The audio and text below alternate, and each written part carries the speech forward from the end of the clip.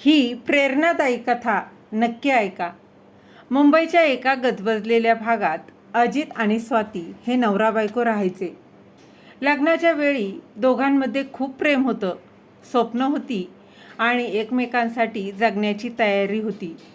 अजित एक महत्त्वाकांक्षी तरुण उद्योजक होता. त्याला स्वतःचा व्यवसाय उभा करायचा होता, मोठं यश मिळवायचं होतं. पण दुर्दैवानं त्याचे सर्व प्रयत्न वारंवार अपयशी ठरत होते.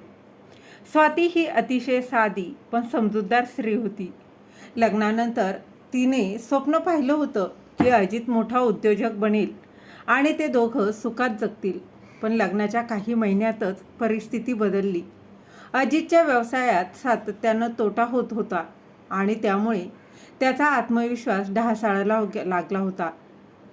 पहिल्या 2-3 वर्षातच अजितच्या प्रत्येक व्यवसायाला अपयश आलं. कधी गुंतवणूकदार माघार घ्यायचे, कधी बाजारात स्पर्धा इतकी वाढायची की त्याला टिकणं कठीण व्हायचं. कधी चुकीच्या भागीदारांमुळे त्याची फसवणूक व्हायची. सुरुवातीला स्वातीला वाटायचं की अजित ज्या दिवशी मोठं यश मिळवेल त्या दिवशी त्याच्या सर्व कष्टाचं चीज होईल. पण प्रत्येक वेळी मिळालेलं अपयश अजितसाठी वेदनादायक होत गेलं. घरात दिवसेंदिवस तणाव वाढायला लागला. पैशांची चणचण जाणवू लागली. घर खर्च कसा भागवायचा हाच मोठा प्रश्न निर्माण झाला होता. आधी साधं पण निवांत आयुष्य होतं. आता मात्र वीज बिल भरायचं की किराणा आणायचा हे ठरवण्याची वेळ आली होती. स्वातीनं घराचं बजेट सांभाळायला सुरुवात केली. तिनं स्वतःसाठी काहीच खर्च करायचं टाळलं आणि साधे कपडे, कोणतेही दागिने नाहीत, घरातून बाहेर पडणं नाही. जे फक्त नवऱ्यासाठी आणि घरासाठी आवश्यक होतं त्यावरच तिने लक्ष केंद्रित केलं. अजितच्या अपयशामुळं नातेवाईक आणि मित्रांमध्ये चर्चा सुरू झाली. अगं, अजूनही काहीच झालं नाही का तुझ्या नवऱ्याचं? अजून तोच धंदा करत आहे का? स्वाती, तुला असं वाटत नाही का की तुझा नवरा फक्त स्वप्नच पाहतोय पण काही करणार नाही? अशी वाक्य सतत ऐकायला यायची. स्वातीला हे सगळं सहन करावं लागायचं, पण तिला तिच्या नवऱ्यावर पूर्ण विश्वास होता. लोक काहीही म्हणू देत, ती अजितला सतत आधार द्यायची. तू नक्कीच यशस्वी होशील, कदाचित अजून वेळ लागेल, पण मी तुझ्यासोबत आहे. सासरच्यांकडूनही तिला टोमणे ऐकावे लागले. आमचा मुलगा तुझ्यामुळे अपयशी ठरतोय, त्याचं लक्ष विचलित झालंय, असं अजितच्या आईला वाटायचं. सासरच्या मंडळींनी अजितवर दबाव टाकायला सुरुवात केली की एवढी वर्ष झाली तरी तुला एकही यश मिळालं नाही, नोकरी शोध. अजितला ही गोष्ट रुचत नव्हती. तो म्हणायचा, मी नोकरी करण्यासाठी नाही जन्मलो, माझं स्वतःचं काहीतरी मोठं असणार आहे. पण आतल्या आत त्यालाही वाटायचं की तो स्वातीच्या अपेक्षा पूर्ण करू शकत नाहीये. अजितचा आत्मविश्वास दिवसेंदिवस कमी होत गेला. चिडचिड, राग यामुळे तो स्वातीशीही नीट बोलायचा नाही. कधी कधी तो तिच्यावरही तोंडसुख आता घ्यायचा आणि तुला नाही कळत मी काय सहन करतोय ते. तू फक्त मला धीर देण्याचं नाटक करतेस, पण मी रोज या अपयशांशी झगडतोय. तो तावातावानं तिच्यावर बोलायचा आणि तो तणावाच्या भरात तिला येईल ते बोलायचा. स्वाती तेव्हा काहीच बोलायची नाही.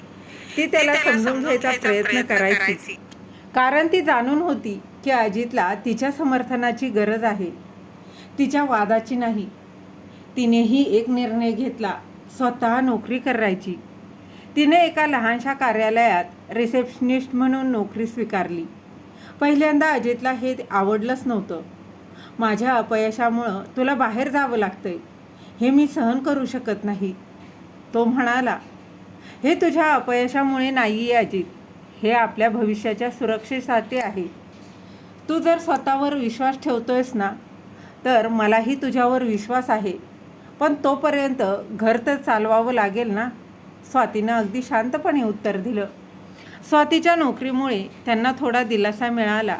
घर खर्च व्यवस्थित चालू लागला. अजितसाठी हे एका प्रकारे प्रेरणाच ठरली. तो नव्या जोमानं त्याच्या व्यवसायावर काम करू लागला, पण अजूनही त्याला मोठं यश मिळालेलं नव्हतं. एक संधी मिळाली, पण त्यासाठी मोठी गुंतवणूक हवी होती. अजितकडे पैसे नव्हते, म्हणून त्यानं कर्ज घेण्याचा निर्णय घेतला. स्वातीला या निर्णयाची काळजी वाटली. अजित हा मोठा धोका आहे. आपण आधीच खूप काही गमावलं आहे. परत एकदा अपयश आलं तर? यावेळेस अपयश येणार नाही स्वाती, यावेळेस सगळं बदलणार आहे, अजितनं अगदी ठामपणे उत्तर दिलं. स्वातीला अजितच्या शब्दांमध्ये आत्मविश्वास जाणवला, त्यामुळं तिने त्याला पाठिंबा दिला. अजितने शेवटचा मोठा प्रयत्न करायचं ठरवलं होतं. त्याने एका नव्या प्रोजेक्टवर काम केलं, त्याच्यावर भरपूर भर दिला आणि अखेर त्याला एक मोठा क्लायंट मिळाला. त्याच्या आयुष्यातील ही पहिली मोठी संधी होती. हा एक वळणबिंदू होता. स्वातीच्या समर्पण आणि सहनशीलतेमुळे अजितच्या यशाची पहिली झलक आता दिसू लागली होती. त्यानंतर अजितच्या व्यवसायाला अखेर एक मोठी संधी मिळाली होती. त्याच्या नव्या प्रोजेक्टसाठी एका मोठ्या कंपनीनं ग्रीन सिग्नलही दिला होता. हा त्याचा आत्तापर्यंतचा सर्वात मोठं डील होतं. त्याला फक्त आता मेहनत आणि चिकाटीनं पुढे जायचं होतं. स्वातीच्या आधारामुळे तो इथपर्यंत पोहोचला होता हे त्याला चांगलं माहीत होतं. पण मनाच्या कुठल्या तरी कोपऱ्यात अजूनही एक भीती होती. जर पुन्हा अपयश आलं तर? एके दिवशी दिवस रात्री आणि अजित खूप चिंतेत होता. कॉन्ट्रॅक्ट मिळालं होतं, पण त्यासाठी योग्य टीम तयार करणं, गुंतवणूक मिळवणं आणि वेळेत प्रोजेक्ट पूर्ण करणं गरजेचं होतं. स्वाती, जर हे अपयशी ठरलं तर मी पुन्हा उभा राहू शकणार नाही, तो स्वातीला म्हणाला. स्वाती त्याच्याकडे शांतपणे बघत म्हणाली, जर हा प्रोजेक्ट अपयशी ठरला तर आपण पुन्हा काहीतरी नवीन करू, पण यावेळी तुझ्या मनात जराही भीती असता कामा नये. अजित, मी आहे ना तुझ्यासोबत. तिच्या शब्दांनी त्याला एक वेगळी ऊर्जा मिळाली. त्यानं दुसऱ्या दिवशीच आपल्या कामाला जोर दिला. अजितने योग्य लोकांची टीम बनवली, मेहनत घेतली आणि अखेर त्याचा प्रोजेक्ट यशस्वी झाला. कंपनी खूप आनंदी होती आणि अजितला अजून मोठ्या संधी मिळू लागल्या. काही महिन्यातच त्यानं स्वतःचा व्यवसाय भक्कम केला. त्याने वर्षानुवर्ष वाट पाहिलेलं यश त्याच्या दारात उभं होतं. त्याच्या खात्यात लाखो रुपये जमा होऊ लागले.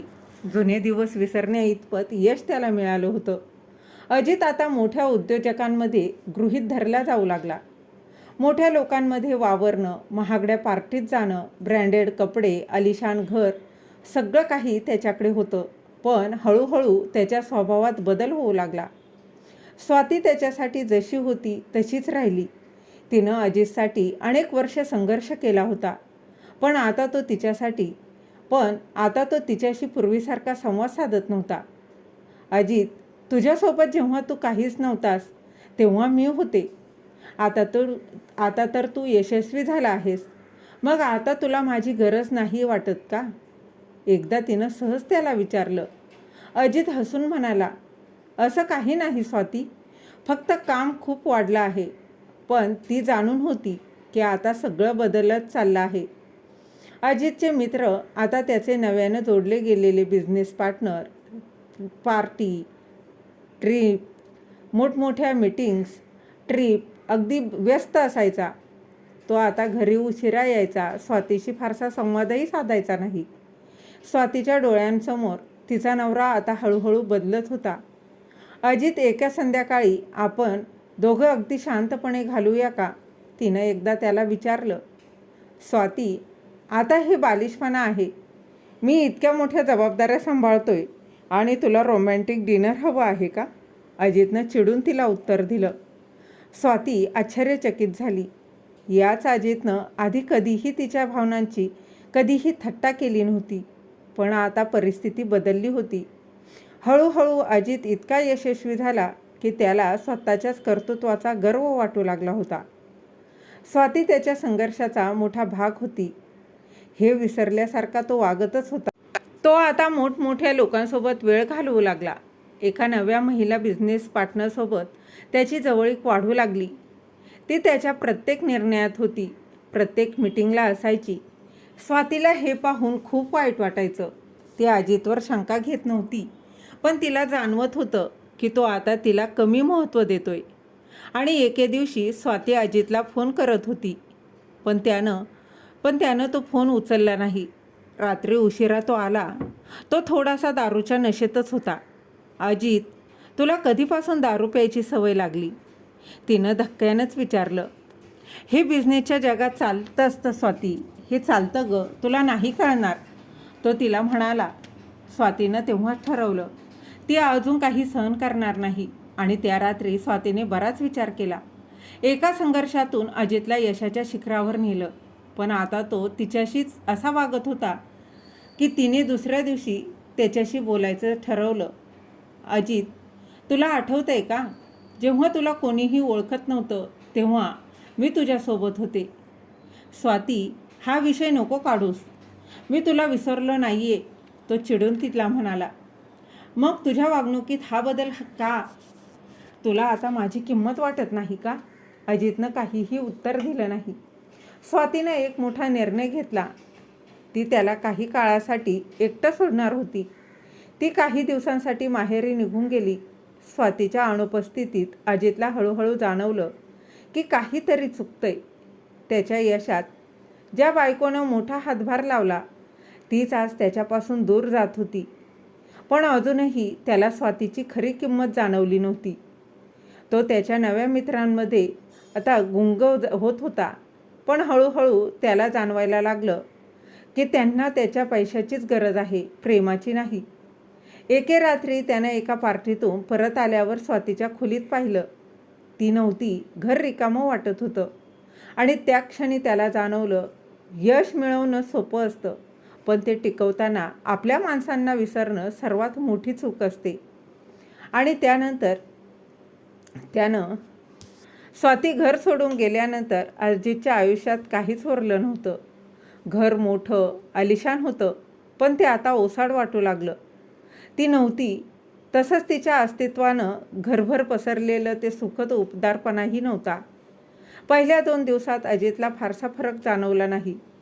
तो नेहमीसारखाच आपल्या कामात मग्न होता. पण तिसऱ्या दिवशी संध्याकाळी घरी परतल्यानंतर त्याला घरातली शांतता अस्वस्थ करू लागली. तो दिवाणावर बसला आणि सहजच आपल्या कपाटाकडे त्याने पाहिलं. तिथे स्वातीच्या काही वस्तू नेहमीसारख्या नीट होत्या, पण तिचा स्पर्श नव्हता. स्वाती घरात असताना कपाटातला प्रत्येक कपडा नीट असायचा. त्याच्या टेबलावरचं सामान व्यवस्थित लागलेलं असायचं. आता सगळं अस्ताव्यस्त होतं. त्यानं तिचा मोबाईल नंबर डायल केला आणि स्वाती, तू कुठे आहेस? तो काळजीनेच तिला म्हणाला. माझ्या आईकडे आहे. तिचा तो थंड आवाज आला. कधी परत येणार आहेस? माझी गरज आहे का तुला? तो थोडा गोंधळला. अगं, हे काय प्रश्न आहे? हे तुझंच घर आहे. पण मी नसतानाही तुला काही फरक पडला नाही आहे अजित. आणि हे घर माझं नाही, तुझंच आहे. मी फक्त तुझ्यासोबत राहायची. स्वातीचा आवाज शांत होता, पण तिच्या शब्दांमध्ये खूप काही होतं. त्यानं फोन ठेवल्यावर त्याला तीव्र जाणीव झाली. स्वातीनं खरंच आपला संसार सोडला होता. किचनमध्ये स्वाती नसल्यानं त्याला भूक लागली तरीही काही खायची इच्छा होत नव्हती. आधी तिनं तयार केलेल्या गरम गरम जेवणाची सवय होती, आता ते मिळत नव्हतं. रात्री उशिरा तो झोपण्याचा प्रयत्न करत होता, पण बेडवर फक्त त्याचे एकटेपण होतं. तिच्या उशीचा सुगंध अजूनही होता, पण ती नव्हती. त्याला पहिल्यांदाच जाणवलं, तो आता खऱ्या अर्थानं एकटा होता. अजितच्या डोक्यात जुन्या आठवणी यायला लागल्या. स्वातीने त्याला पहिल्या दिवसापासून कसं साथ दिली होती. त्याच्या अपयशाच्या काळातही ती त्याच्यावर विश्वास ठेवत होती. त्यानं मागच्या काही महिन्यांचा विचार केला. तो खरंच खूप बदलला होता. तो स्वतःला विचारू लागला, मी नेमकं कुठं चुकलो? स्वातीनंही एक मोठा निर्णय घेतला होता. ती आता स्वतःचं आयुष्य नव्यानं उभारायचं ठरवत होती. ती माहेरी गेल्यानंतर तिथे जास्त वेळ राहायचं नव्हतं. तिने एका सामाजिक संस्थेत कामाला सुरुवात केली होती. तिला नेहमी समाजसेवेची आवड होती, पण अजितच्या जबाबदाऱ्या सांभाळताना तिने स्वतःच्या आवडीनिवडी बाजूला ठेवल्या होत्या. आता मात्र तिला वाटत होतं, मी आता स्वतःसाठी जगायला हवं. एक दिवस अजित आपल्या ऑफिसमध्ये बसला होता. त्याच्या एका मित्रानं सहज विचारलं, काय झालं रे? हल्ली फार शांत दिसतोस. तो म्हणाला, स्वाती नाही आहे ना घरी? मित्र हसला. अरे बायको नसताना लोक मजा करतात आणि तू असं दुःखी झालास? ती फक्त बायको नव्हती, ती माझ्या प्रत्येक यशाच्या मागे उभी होती. पण मी तिच्या भावना कधी समजल्याच नाही, अजित उदास स्वरात म्हणाला. मित्र त्याला म्हणाला, जर तुला तिची किंमत कळली असेल तर अजूनही उशीर झालेला नाही. त्या रात्री अजित घरी आल्यावर त्याने एक मोठा निर्णय घेतला. तो स्वातीला परत आणणार होता. अजित दुसऱ्या दिवशी सकाळी थेट स्वातीच्या माहेरी गेला. तिच्या घराबाहेर उभा राहून त्यानं बेल वाजवली. स्वातीनं दार उघडलं आणि ती त्याला पाहून थोडी आश्चर्यचकितच झाली. अजित, आणि तू इथे? हो, मी खूप काही बोलायचं ठरवलं आहे. ती काहीच बोलली नाही. तिनं त्याला घरात घेतलं. स्वाती, मी खूप मोठी चूक केली. मी तुला दूर लोटलं, तुझ्या भावना समजल्या नाहीत. पण आता मला समजलंय, माझ्या यशाची खरी किंमत तू आहेस. जर तू नसतीस तर मी आज इथपर्यंत पोहोचलो नसतो. स्वाती अगदी शांतपणे ऐकत होती. माझ्या लक्षात आलंय की पैसा मिळवणं सोपं असतं, पण त्याच्यासोबत आपल्या माणसांना टिकवून ठेवणं महत्त्वाचं असतं. मी तुझ्याशी पुन्हा एक नवीन सुरुवात करू इच्छितो. स्वाती काही वेळ विचार करत राहिली. अजित, मला वेळ हवा आहे. तो समजू शकला. ठीक आहे, पण कधीही तुला वाटलं की मी बदललोय तर कृपया परत ये. मी तुझी वाट पाहीन. आणि तो तिथून निघून गेला. स्वाती अजितवर खूप प्रेम करत होती, पण त्याच्यावर पुन्हा विश्वास ठेवायचा की नाही याचा ती विचार करत होती.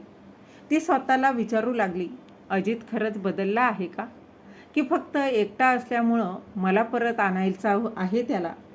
अजितनं त्या दिवसानंतर एक वेगळा मार्ग स्वीकारला. त्यानं आपल्या आयुष्यात काही बदल करण्यास सुरुवात केली.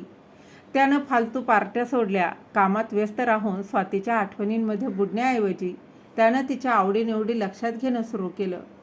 तो तिच्या सामाजिक संस्थेत मदत करू लागला. तिला हे समजायला लागलं की तो खरंच बदलतोय. आणि एक दिवस स्वातीनं त्याला कॉल केला.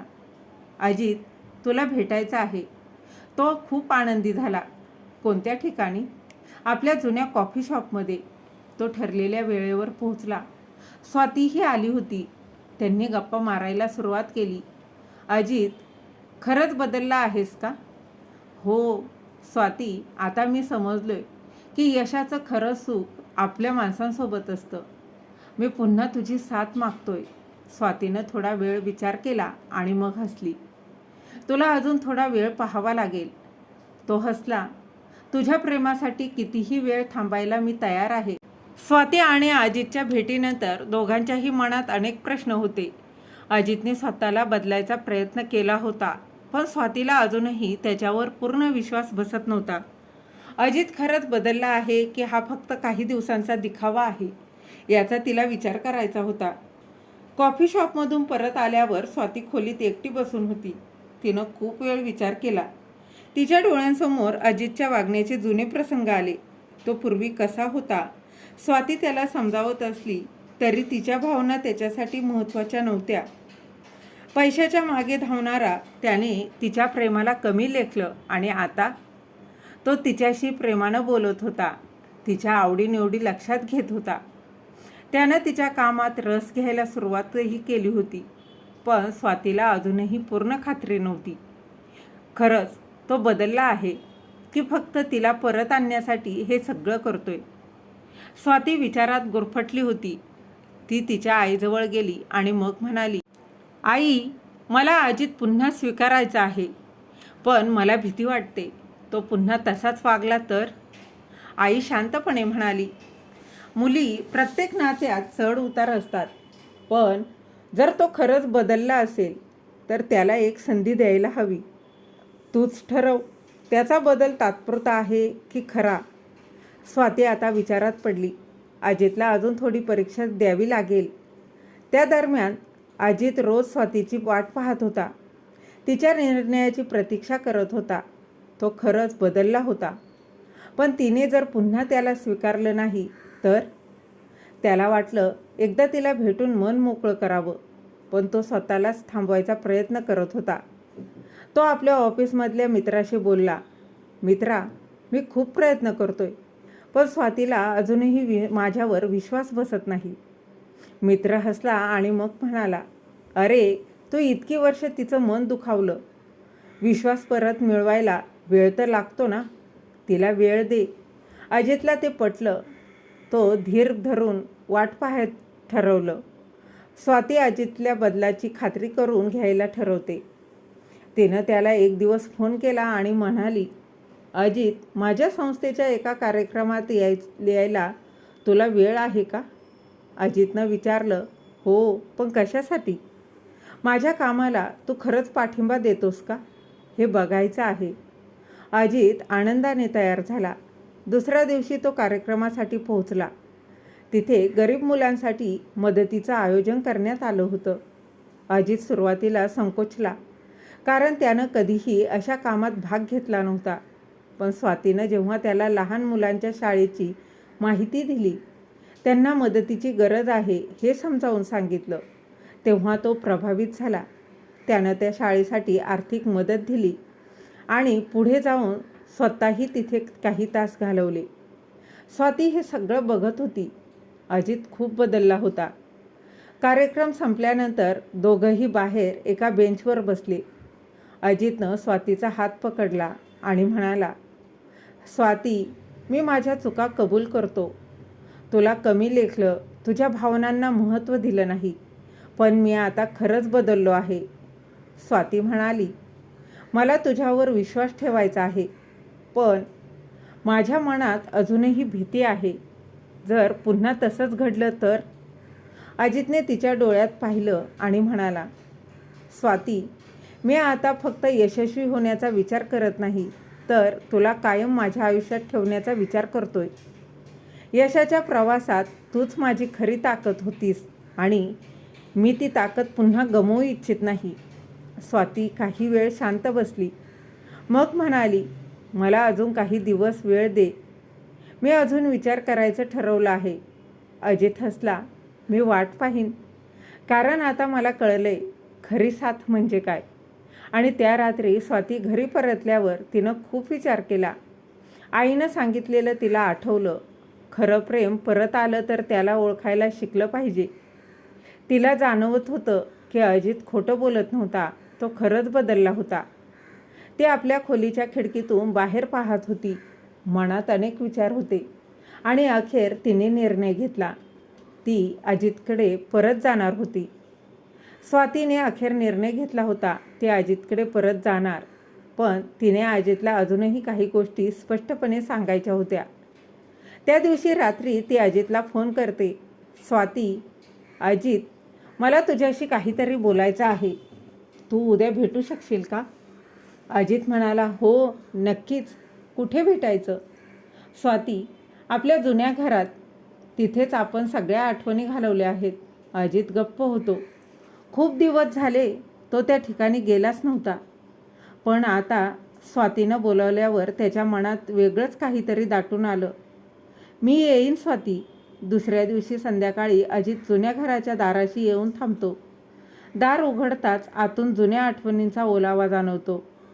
भिंतीवर अजूनही स्वातीने लावलेल्या पेंटिंग्स होत्या. टेबलवर अजूनही तिच्या पसंतीची फुलदाणे आहेत. स्वाती तिथे उभी असते आणि दोघांच्याही डोळ्यात जुने दिवस दिसू लागतात. अजित, हे घर अजूनही तसंच आहे, तुझ्यासारखं सुंदर आणि शांत.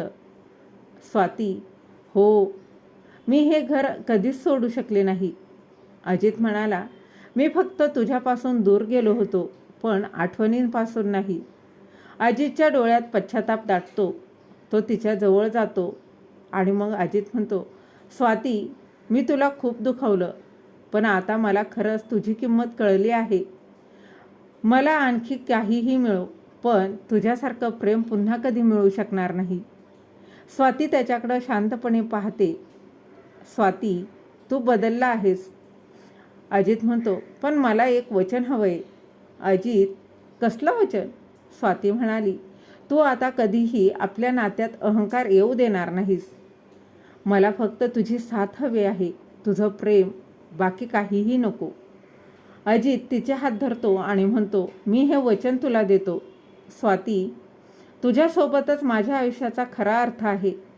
त्या दिवसापासून स्वाती आणि अजितचं नातं पुन्हा नव्यानं फुलायला लागलं. अजित तिच्या कामात मदत करतो, तिच्या संस्थेसाठी वेळही देतो आणि तिच्या भावनांना अधिक महत्त्व देतो. एक दिवस अजित तिच्यासाठी खास डिनर अरेंज करतो, तिच्या आवडत्या डिशेस बनवतो आणि दोघंही जुन्या आठवणींमध्ये रमून जातात. अजित म्हणतो, स्वाती, पूर्वी मी हे सगळं कधीच केलं नव्हतं, पण आता समजते छोट्या छोट्या गोष्टींमधून खरं प्रेम कसं व्यक्त करता येतं. आणि स्वाती हसतच म्हणते, हेच प्रेम मला तुझ्याकडून हवं होतं अजित. कथा इथे संपत नाही. काही महिन्यांनी अजितच्या कंपनीला मोठा प्रोजेक्ट मिळतो आणि तो पुन्हा बिझनेसच्या दुनियेत व्यस्त होतो. पण यावेळी मात्र तो स्वातीला विसरत नाही. दिवस कितीही व्यस्त असला तरी तो तिच्यासाठी वेळ काढतो. एके दिवशी संध्याकाळी स्वाती आणि अजित त्यांच्या घराच्या बाल्कनीत चहा घेत असतात. स्वाती त्याच्याकडे बघून म्हणते, यशाच्या शिखरावर जरी गेलास तरी प्रेमाची साथ विसरू नकोस. अजित तिच्या हातात हात ठेवता आणि म्हणतो, नाही विसरणार, मी वचन देतो. स्वाती म्हणते, तुला आणखी एक वचन द्यावं लागेल. तू जशी माझी काळजी घेत आहे तशी येणाऱ्या पाहुण्याची काळजी घ्यावी लागेल. आणि तिच्या पोटावर हात ठेवतो. तिच्याकडे पाहून अजितला समजतं की तो बाबा होणार आहे आणि तो खूप आनंदी होतो आणि वचन देतो की मी तुम्हाला दोघांची काळजी कायम घेईल, कधीही अंतर देणार नाही. तर मग मित्र आणि मैत्रिणींनो, तुम्हाला ही कथा कशी वाटली? आणि कथा आवडली असेल तर लाईक शेअर नक्की करा, सबस्क्राईब नक्की करा.